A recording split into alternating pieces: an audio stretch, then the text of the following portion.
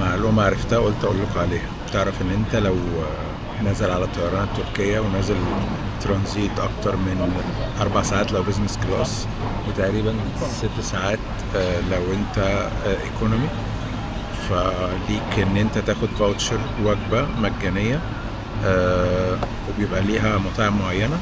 بتروح على في كاونتر بيخص الانفورميشن تبع تركيش ايرلاين، وتقول لهم ان انت معاك التذكره دي، وبتقول لهم بتوريهم التذكره وهم بيشوفوا، وبيدوك بعدها فاوتشر بتقدر تجيب من محلات كتير هنا، بتجيب منها وجبه بتبقى مجانيه. ف يعني قلت اعرفكم المعلومه دي. ما اعرفش في بقيه الطيرانات نفس الفكره ولا لا، بس يعني دي حاجه انا جربتها وقلت اعرفكم.